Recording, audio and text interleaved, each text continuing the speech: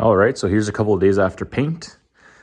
Quick question, if anybody watches this and if anybody knows about urethane paint. I've never really used it before. Seems to take a little bit of a while. It dries really quick. Like within half an hour, 45 minutes, you won't dirty your hands on it. It's dry, but it stays soft. Like if I pinch it on something or whatever, it seems to come off easily. The manufacturer recommended a hardener, but said it's not necessary. It'll still do a good job.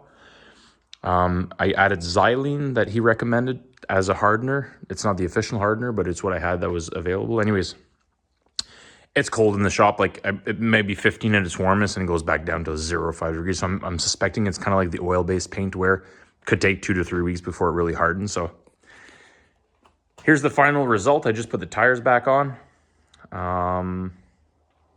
Here are the weight stacks. They're just like 1-inch plates that are 12 by 16. I've got 20 of them. So it's about 540 pounds each plate.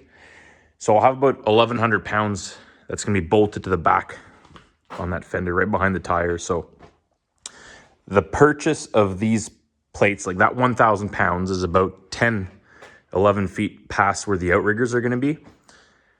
So that means it's like 5 feet here. That's worth about 2,200 pounds. That stack of weight. So that's really what's going to be counterbalancing the weight that I'm going to have on my forks. So obviously no rams or nothing installed, just these ones because where they are here, they're quite tight. Now I've noticed that, I don't know if we can see it from here, I'll zoom in, but that bolt head is very close, very close. So I'll just trim that off. I can dish these tires. I can actually dish them out. Like they're inside at the maximum they'll go. I can dish them the other way where there's actually plenty of room.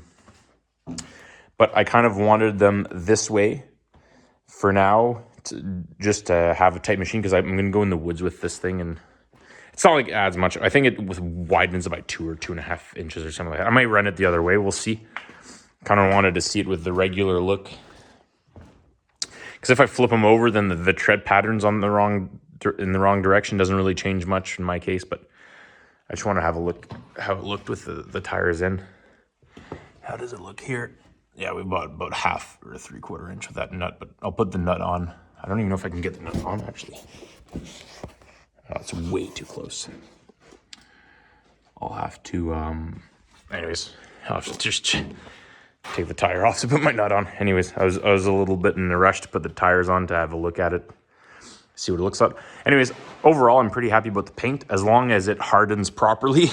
Because for now, like it's getting better. I can't stick my nail in it anymore, but it's got a nice shiny finish for as good as I finished the surface underneath anyway. So I'm pretty happy with the whole thing. Came out nice. Control center. I got these sort of generic case stickers here that are going to go on it. So just got to figure out where I'm going to put them forward or aft or whatever. And so basically the next steps is I'm going to get all of the accessories that I've painted.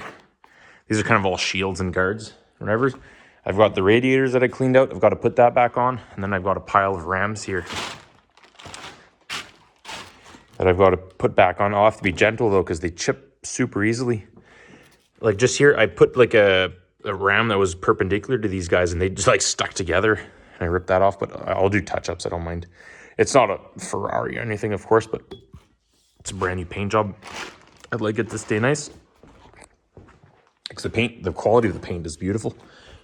As long as it can tough.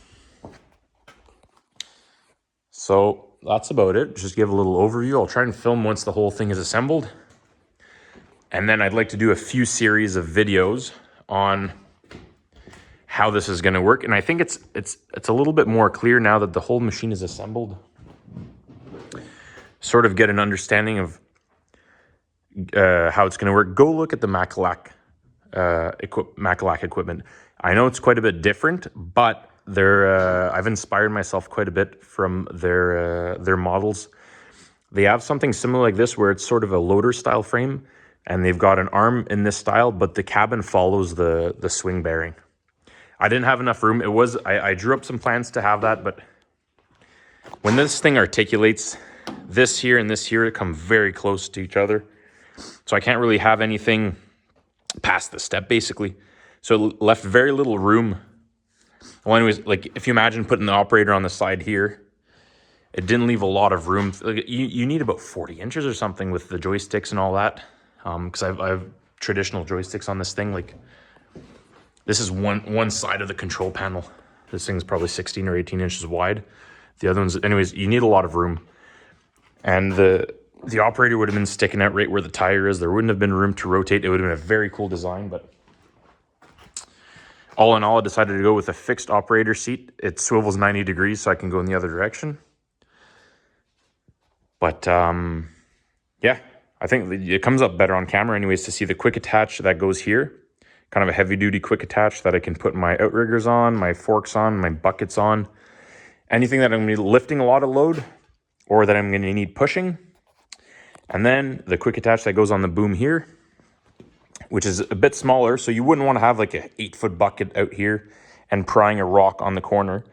But if you're pushing up into a pile, the cool thing is on the back of the bucket, I'll have a pivot point that's going to rest right against this 1-inch plate here. And you can really push from the frame just to get that first scoop. And then once you're out, you're fine. But if you digging in like loose sand or some, just some 3/4 rock or whatever, it should be pretty good. So that's about it. Maybe give some dimensions, I guess. The tires are about 44 inches tall to give you an idea. They're 16.1 by 16.5, I believe. And the boom right here as it sits, it's about 7 feet tall. So that gives you kind of an idea of the machine. It weighs 85 to maybe 10,000 pounds, especially if I add this weight. The whole boom setup is about 1,500 pounds there with the bearing, the mount, the whole boom, the rams and everything, about 1,500 pounds. So maybe that's about what I removed from the backhoe. So that's where we're landed.